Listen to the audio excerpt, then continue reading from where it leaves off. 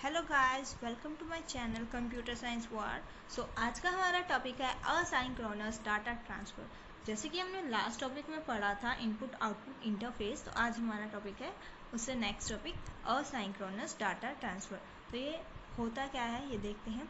This scheme is used when the speed of I/O device do not match with microprocessor and timing characteristics of I/O devices is not predictable। मतलब कि जब speed I/O devices की speed जो है वो processor के साथ match नहीं करती, या फिर जो टाइमिंग होती है I/O डिवाइसेस की वो अनप्रिडिक्टेबल होती है, तो हम इस मेथड को यूज़ करते हैं। और इस मेथड में होता क्या है, इन this method process initiate the device, एक प्रोसेस इनिशिएट करती है डिवाइस को और उसका स्टेटस चेक करती है। एज ए रिज़ल्ट जब तक वो प्रोसेस डिवाइस को इनिशिएट करती है और उसका स्टेटस चेक करती है कि वो रेडी है या डाटा को ट्रांसफ़र करने के लिए या नहीं, तब तक CPU को वेट करना होता है। As a result CPU has to wait till I/O device is ready to transfer the data. ठीक है, when device is ready CPU issues instruction for I/O transfer. जब डिवाइस रेडी हो जाता है तो CPU के पास एक इंस्ट्रक्शन आ जाती है I/O ट्रांसफ़र के लिए। ठीक है, तो ये होती है असाइंक्रोनस डाटा ट्रांसफ़र में बेसिकली यही होता है। ठीक है, तो इसमें अब हमारे पास दो टेक्निक्स यूज़ होती हैं। वो दो टेक्निक कौन कौन सी हैं? एक है स्ट्रोब कंट्रोल और दूसरी है हैंड शेकिंग। तो सबसे पहले हम देख रहे हैं स्ट्रोब कंट्रोल। स्ट्रोब कंट्रोल क्या होता है, या फिर स्ट्रोब सिग्नल हम बोल सकते हैं क्या होता है? The strobe control method of asynchronous data transfer employs a single control line। Single control line use होती है इसमें टू टाइम ईच ट्रांसफ़र, मतलब एक ट्रांसफ़र में कितना टाइम लग रहा है उसको डिटरमाइन करने के लिए। द स्ट्रोब में be activated by either the source और डेस्टिनेशन यूनिट। ठीक है, द स्ट्रोब में भी किसी के थ्रू भी एक्टिवेट किया जा सकता है, सोर्स यूनिट के थ्रू भी और डेस्टिनेशन यूनिट के थ्रू भी। ठीक है, तो इसका ब्लॉक डायग्राम क्या है? ये सोर्स यूनिट है, ये डेस्टिनेशन यूनिट है, यहाँ से यहाँ डाटा ट्रांसफ़र हो रहा है। ठीक है, देखो in this block diagram the data bus carries the information from source to destination unit. ठीक है, क्लियर? अब उसके बाद है टाइमिंग डायग्राम। यहाँ पे डाटा है वैलिड डाटा। ठीक है, यहाँ क्या है? स्ट्रोब है। तो ये ट्रांसफ़र हो रहा है, कहाँ जाएगा? डेस्टिनेशन यूनिट के पास जाएगा। तो इसमें क्या हो रहा है देखो, in the timing diagram the source unit first places the data on the data बस। ठीक है, द सोर्स यूनिट है, डाटा को कहाँ प्लेस कर देगी? डाटा बस के ऊपर प्लेस कर देगी। And strobe signal remains in the active state. और जो स्ट्रोब सिग्नल है, ये वाला सिग्नल एक्टिव स्टेट में रहेगा। क्यों? क्योंकि ये अलाउ करेगा डेस्टिनेशन यूनिट को टू रिसीव द डाटा की, मतलब जो डाटा बस डाटा लेके आई है उसको डेस्टिनेशन यूनिट को अलाउ करेगा कि वो रिसीव कर सकती है। ठीक है, अब गाइस ये क्या था? Data transfer initiated by source unit. ये कब था? ये डायग्राम कब फॉलो हो रहे थे? जब डाटा ट्रांसफ़र इनिशिएट कौन कर रहा था? सोर्स यूनिट इनिशिएट कर रही थी और डेस्टिनेशन यूनिट उसको रिसीव कर रही थी। ठीक है, अब नेक्स्ट क्या होगा? जब डाटा ट्रांसफ़र इनिशिएट कहाँ से होगा? डेस्टिनेशन यूनिट से होगा। ठीक है, तो उसमें क्या होता है वो देखते हैं हम। अब ये देखो गाइस, अब यहाँ पे क्या है? सोर्स यूनिट, और ये क्या है? Destination unit. अब डाटा ट्रांसफ़र कौन इनिशिएट कौन करेगा? ये डेस्टिनेशन यूनिट करेगी। ठीक है, स्ट्रोब यहाँ से यहाँ जाएगा और ये क्या है? Data bus. In this method the destination unit activates the strobe pulse. तो डेस्टिनेशन यूनिट एक्टिवेट करेगी स्ट्रोब पल्स को। ठीक है, to informing the source to provide the data. और ये सोर्स को क्या कहेगी कि उसे डाटा प्रोवाइड करे। फिर सोर्स क्या है? डाटा प्रोवाइड करेगा और वो डाटा बस के थ्रू कहाँ आएगा? डेस्टिनेशन यूनिट के पास आएगा। ठीक है, तो in this method the destination unit activates the strobe pulse. Destination unit क्या करेगी? सबसे पहले स्ट्रोब पल्स को एक्टिवेट करेगी to informing the source to provide the data. ठीक है, सोर्स को इन्फॉर्म करेगी कि डाटा प्रोवाइड करे। ठीक है, फिर सोर्स जो है कैसे रिस्पॉन्ड करेगा? वो डाटा को कहाँ प्लेस कर देगा? डाटा बस के ऊपर प्लेस कर देगा। ठीक है, ये डाटा बस के ऊपर डाटा को प्लेस कर देगा। ठीक है, तो ये हो गया फर्स्ट डायग्राम। सेकेंड डायग्राम क्या है? Timing diagram. टाइमिंग डायग्राम क्या है? डाटा वैलिड डाटा वही सेम ही है ये तो। अब इसमें क्या हो रहा है? ठीक है, तो the data must be valid and remain in the bus long enough until the destination unit accept it. अब ये जो डाटा है ये वैलिड डाटा होना चाहिए, ठीक है, must be A valid data, एक वैलिड डाटा होना चाहिए, और ये जब तक बस में रह सकता है जब तक इसको डेस्टिनेशन यूनिट एक्सेप्ट नहीं कर रही। When the data is accepted by destination unit, then it disables the strobe and the source unit remove the data from the bus। जब डेस्टिनेशन यूनिट डाटा को एक्सेप्ट कर लेगी तो ये स्ट्रोब को डिसेबल कर देगा, यहाँ से स्ट्रोब को डिसेबल कर देगा, और फिर उसके बाद जो है डाटा बस भी सोर्स यूनिट भी डाटा बस पे जो डाटा प्लेस करा हुआ है उसको क्या कर देगी, रिमूव कर देगी, ठीक है। तो ये होता है किसमें, स्ट्रोब सिग्नल में, ठीक है। अब ये तो क्या थी, एडवांटेजेस ही हो गई एक तरह का, या फिर कैसे काम करता है स्ट्रोब सिग्नल वो हो गया, ठीक है। अब इसकी कुछ डिसएडवांटेजेस भी होती हैं, वो क्या होती हैं देखते हैं हम। The disadvantage of strobe method is that the source unit initiate the data transfer has no way of knowing whether the destination has actually received the data item that was placed in the bus। अब देखो, जब destination unit ने data initiate करा तो उसके पास तो क्या था कि एक वो मतलब वे था डिटरमाइन करने का कि डाटा एक्सेप्ट हुआ है डेस्टिनेशन यूनिट के थ्रू या नहीं हुआ, ठीक है, ठीक है। हमें यहाँ पता चल रहा था ना कि डाटा एक्सेप्ट हुआ है या नहीं हुआ, ठीक है। जब तक डाटा एक्सेप्ट नहीं होगा तब तक डाटा कहाँ रहेगा, डाटा बस में होगा। जैसे ही एक्सेप्ट हो जाता है उसके पास सिग्नल जाएगा तो वो सोर्स यूनिट क्या कर लेगी, रिमूव कर लेगी डाटा को डाटा बस से, ठीक है। तो डेस्टिनेशन यूनिट में हमारे पास ये ऑप्शन था कि डाटा एक्सेप्ट हुआ है या नहीं हुआ, हमें पता चल रहा था। बट इन सोर्स, जब सोर्स यूनिट इनिशिएट कर रही थी डाटा ट्रांसफ़र, तो हमारे पास कोई भी वे नहीं था ये पता करने का कि डेस्टिनेशन यूनिट ने डाटा एक्सेप्ट करा है या नहीं करा, जो डाटा बस में प्लेस करा गया था, ठीक है। Similarly A destination unit that initiates the transfer, similarly अब सोर्स यूनिट वाले में तो डिसएडवांटेज क्या हो गई, हमें ये नहीं पता चल रहा था कि डाटा ट्रांसफ़र एक्चुअली हुआ है या नहीं हुआ, या डेस्टिनेशन यूनिट ने रिसीव करा है या नहीं करा, हमें पता नहीं चल रहा था, ठीक है। और similarly a destination unit that initiates the transfer, destination unit जब ट्रांसफ़र इनिशिएट करती है, has no way of knowing whether the source unit actually place the data on the bus, ठीक है। तो अब उसमें तो क्या प्रॉब्लम हो रही थी, हमें ये नहीं पता चल रहा था कि डाटा डेस्टिनेशन यूनिट पास पहुंचा है या नहीं पहुंचा। अब डेस्टिनेशन यूनिट जब एक्टिवेट कर रही थी तो क्या प्रॉब्लम हो रही थी, तो हमें ये नहीं पता चल रहा था कि सोर्स यूनिट ने डाटा एक्चुअली प्लेस करा है डाटा बस के ऊपर या नहीं करा, ठीक है। तो इन सब प्रॉब्लम्स को रिमूव करने के लिए कौन सा मेथड आया, हैंड शेकिंग मेथड, ठीक है। हैंड शेकिंग मेथड ने इन प्रॉब्लम को सॉल्व करा। तो हैंड शेकिंग मेथड क्या होता है गाइस, देखो, hand shaking, the handshaking method solves the problem of strobe method by introducing a second control signal। अब इसमें क्या था, हमारे पास एक ही कंट्रोल सिग्नल यूज़ हो रहा था और हमारे पास ये प्रॉब्लम्स आ रही थी। तो उसने क्या करा, हैंडशेकिंग ने एक सेकंड कंट्रोल सिग्नल इंट्रोड्यूस करा और इन सारी प्रॉब्लम्स को रिमूव करा। That provides a reply to the unit that initiates the data transfer, ठीक है। एक सेकेंड कंट्रोल लाइन है सिग्नल होगा जो क्या रिप्लाई करेगी, जो भी यूनिट डाटा ट्रांसफ़र कर रही है उसको रिप्लाई करेगी कि जो भी यूनिट डाटा इनिशिएट कर रही है उसको रिप्लाई करेगी कि डाटा ट्रांसफ़र हुआ है या नहीं हुआ, ठीक है।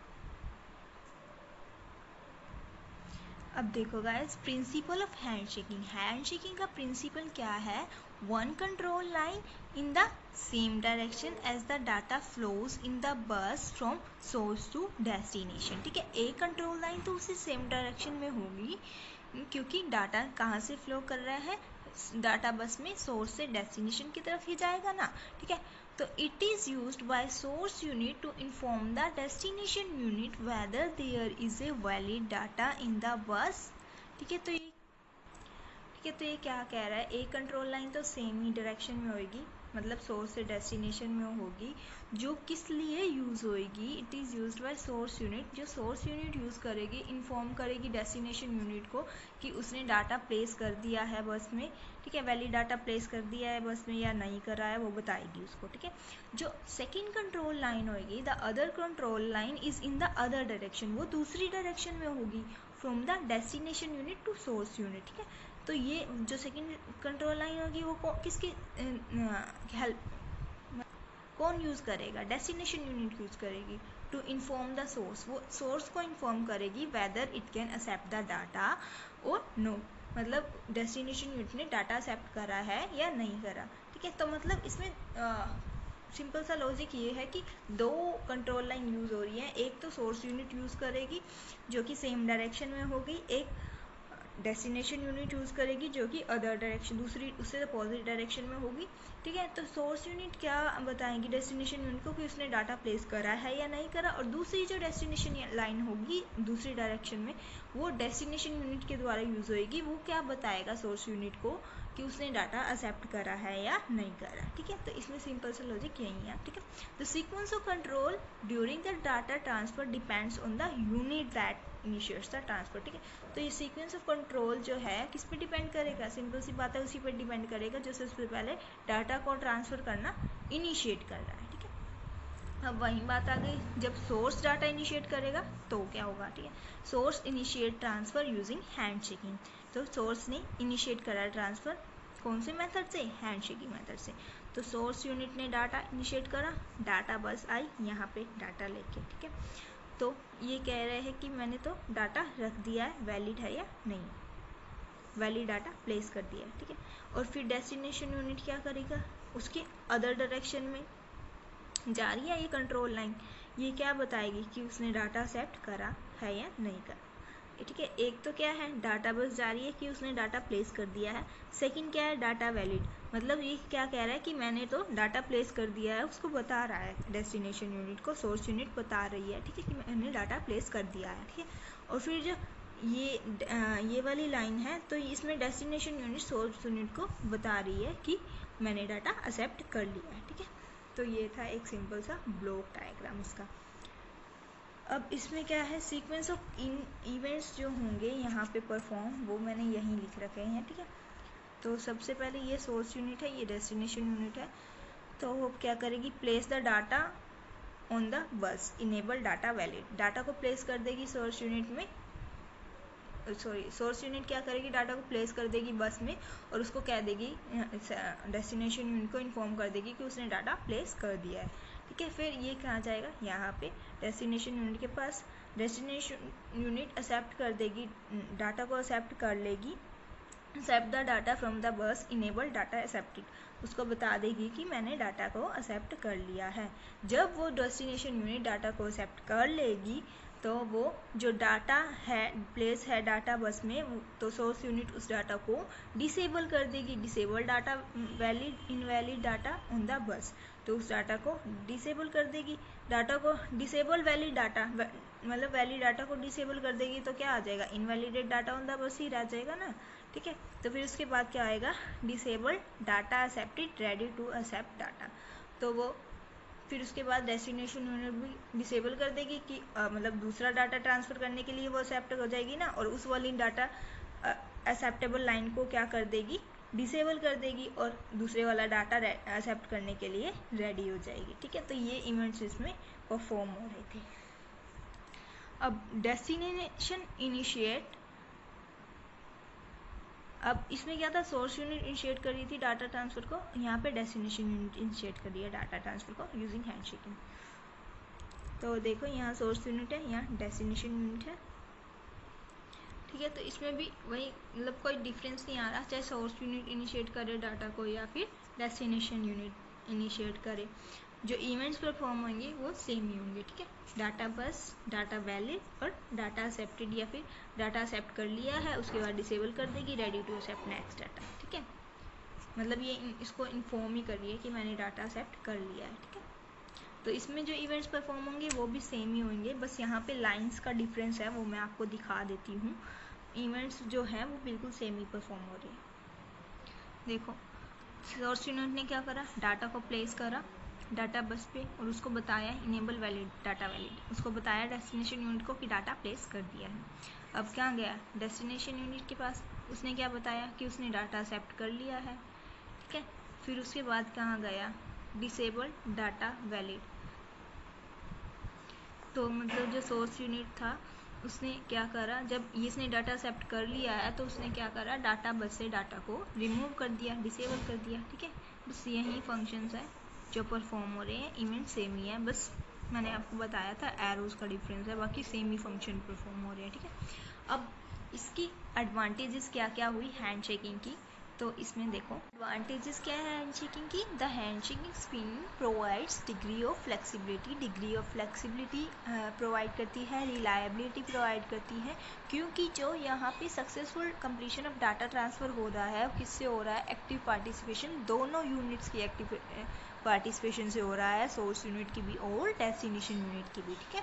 और सेकंड क्या है, if any of one unit is faulty, अगर किसी भी यूनिट में कोई फॉल्ट आ जाता है, अगर डाटा ट्रांसफ़र कोई कंप्लीट नहीं हो पाता है तो वो एरर किससे डायरेक्ट डिटेक्ट होगा, तो भी इसके पास इस एरर को डिटेक्ट करने का एक मैकेनिज़्म है जिसको हम टाइम आउट मैकेनिज़्म बोलते हैं, जो कोई अलार्म को वाइब्रेट कर देता है, अलार्म प्रोवाइड करता है हमारे को और बताता है कि डाटा अगर डाटा टाइम पे कंप्लीट ट्रांसफ़र नहीं होगा तो वो अलार्म वाइब्रेट कर देगा और हमें क्या पता चल जाएगा कि कोई तो एरर है, डाटा ट्रांसफ़र नहीं हो पाया है या डाटा ट्रांसफ़र कंप्लीट नहीं हो पाया, ठीक है।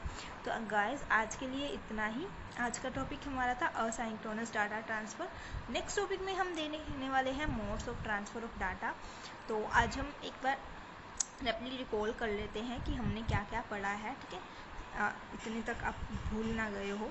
तो देखो गाइस, हमने सबसे पहले पढ़ा असाइंक्रोनस डाटा ट्रांसफ़र क्या होता है। ये कब यूज़ होता है, जब आईओ डिवाइस की स्पीड या टाइमिंग जो है वो मिसमैच हो रही होती है प्रोसेसर की स्पीड से, ठीक है। तो फिर उसके बाद इसको करने के दो मैकेनिज़्म थे डाटा को ट्रांसफ़र करने के, जब स्पीड वगैरह मैच ना कर रही हो तो। एक था स्ट्रोब सिग्नल, दूसरा था हैंड शेकिंग। स्ट्रोब सिग्नल में भी हम क्या यूज़ कर रहे थे, सिंगल कंट्रोल लाइन का यूज़ कर रहे थे और इसमें दो ब्लॉक डायग्राम हमने कर रहे थे, एक data transfer initiated by source unit initiate कर रही थी और दूसरा कौन इनिशिएट कर रही थी, डेस्टिनेशन यूनिट इनिशिएट कर, ठीक है। तो यहाँ पे डेस्टिनेशन यूनिट इनिशिएट कर रही थी डाटा ट्रांसफ़र। फिर इसके बाद डिसएडवांटेज थी स्ट्रोब सिग्नल की, वो क्या थी कि हमें पता नहीं चल रहा था कि डेस्टिनेशन यूनिट के पास इन्फॉर्म नहीं हो रहा था कि डाटा एक्चुअली प्लेस हुआ है डाटा बस के ऊपर या नहीं हुआ, और सोर्स यूनिट को क्या नहीं पता चल रहा था कि डेस्टिनेशन यूनिट ने डाटा एक्सेप्ट भी करा है या नहीं करा, ठीक है। तो इसके लिए हमारे पास कोई और कंट्रोल लाइन नहीं थी। तो फिर उसके बाद इसकी डिसएडवांटेज को रिमूव करने के लिए क्या आया, हैंड शेकिंग आया। हैंड शेकिंग ने हमने दो कंट्रोल लाइन का यूज़ करा, ठीक है। तो उसमें भी फिर एक सोर्स इनिशिएटेड ट्रांसफ़र हो गया और एक डाटा इनिशिएटेड ट्रांसफ़र हो गया, ठीक है। इसमें दूसरी कंट्रोल लाइन क्या थी, जो इसकी दो डिसएडवांटेज थी स्ट्रोब की, वहीं दो ही इसकी एडवांटेजेस बनी, ठीक है, जो बता रही थी हमें कि डाटा ट्रांसफ़र हुआ है एक्चुअली या नहीं हुआ, और डाटा एक्सेप्ट होया है या नहीं हुआ, ठीक है। और फिर हमने उसके बाद उसकी एडवांटेज पढ़ी हैंड शेकिंग की, ठीक है। तो आज के लिए गाइस बस इतना ही। प्लीज़ अगर आपको कुछ भी टॉपिक इसमें डाउट है तो आप कमेंट सेक्शन में मुझसे पूछ सकते हैं, या किसी और टॉपिक पे आप वीडियो बनवाना चाहते हैं तो वो भी मुझे आप बता सकते हैं। और प्लीज़ यार गाइस सब्सक्राइब ज़रूर कर देना चैनल को अगर आपको अच्छे से समझ आ गया हो तो, और वीडियो को लाइक कर देना और शेयर करना तो बिल्कुल मत भूलिएगा। Thank you guys, please support करो यार।